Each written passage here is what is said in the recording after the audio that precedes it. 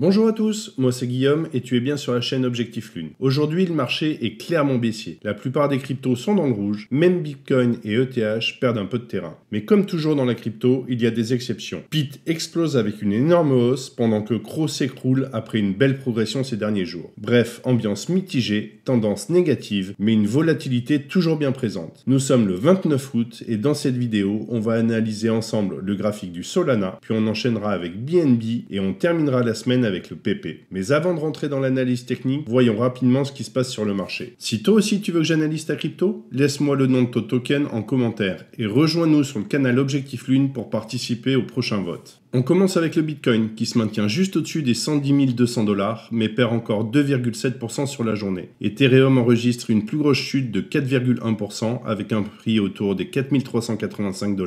Même scénario pour XRP qui recule de 4,2% à 2,87 $. Le BNB limite un peu la casse avec moins 1,1% autour des 860 $. Et Solana suit la même tendance en baisse de 1% sous les 210 $. Maintenant qu'on a fait le tour des chiffres du jour, on passe directement sur le graphique du Bitcoin pour voir ce que nous dit l'analyse technique. Je vous en ai parlé dans la vidéo de lundi. Les targets à aller chercher étaient sur la zone des 110 928 $ et des 106 202 $ avec une zone de best price sur les 108 848 et les 108 007. On est venu chercher pile dans la zone de best price sur les 108 666. Pour le moment, on n'est pas sorti d'affaire pour autant. Nous sommes toujours bloqués ici dans notre zone, coincés entre les 117 429 $ et les 108 666. Du côté du RSI, on peut voir que notre pivot est encore sous pression et que s'il casse, nous serions sur une continuation baissière, ce qui nous amènerait sur les targets suivantes, c'est-à-dire les 104 639 $ et les 96 736 avec une zone de best price comprise entre les 101 161 et les 99 754. On attendra de voir si une divergence entre le prix et le RSI s'installe qui pourrait nous indiquer un potentiel retournement ainsi que la cassure du dernier plus haut RSI. Donc si on vient casser ici notre dernier plus haut RSI, concrètement on pourrait valider une fin de tendance baissière. Et on se retrouve tout de suite sur le H4. Donc on peut voir qu'on a une divergence ici qui s'est installée entre le prix ici et le RSI. Donc notre divergence ici nous sert également de droite de tendance. Si le RSI venait à casser ici, concrètement on irait chercher nos targets sur ces zones-là. Donc on gardera un œil sur ce pivot baissier parce que la suite pourrait être décisive. Et justement, ce qui peut faire bouger le marché aujourd'hui, ce sont les annonces macroéconomiques qui tombent cet après-midi. On va prendre 2 minutes pour regarder ensemble ce qui nous attend du côté des news. Si tu aimes ce genre de contenu et que ce n'est pas encore fait, pense à liker, à t'abonner à la chaîne et activer la cloche pour ne rien manquer de mes futures vidéos. Si le marché reste aussi nerveux, c'est aussi parce que cet après-midi est chargé en annonces. À 14h30, on aura une série de chiffres clés. Le Core PCE, qui est l'indicateur d'inflation préféré de la Fed, les revenus et dépenses des ménages, ainsi que la balance commerciale américaine. Bref, que des données capables de faire bouger les marchés. Et à 16h, on aura en plus l'indice de confiance des consommateurs du Michigan. Un chiffre qui peut donner le ton sur l'humeur économique des Américains et donc influencer indirectement le marché crypto. Autant dire que l'après-midi risque d'être mouvementé et que la volatilité pourrait revenir très vite. Donc si tu es déjà en position, pense à bien te protéger. Mets des stop loss ou encore mieux, des stop suiveurs pour sécuriser tes gains. Tu l'auras compris, la journée risque d'être animée avec toutes ces annonces macro. Et allons voir maintenant ce que nous réserve le graphique du Solana.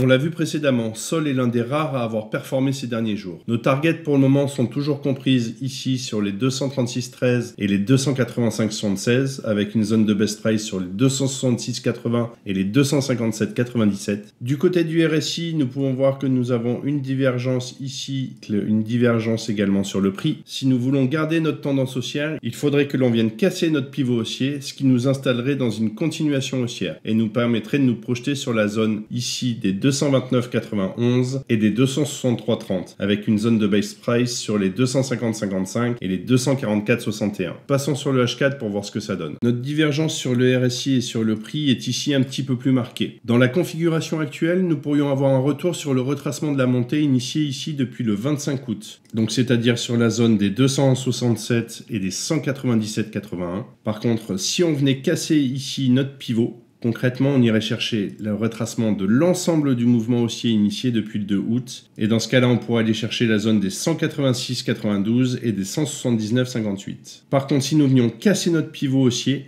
dans ce cas-là, on serait dans une continuation haussière et nous pourrions aller chercher des targets comme ceci. Donc sur la zone des 232,65 et des 252,84 avec une zone de best price sur les 245,13 et des 241,54.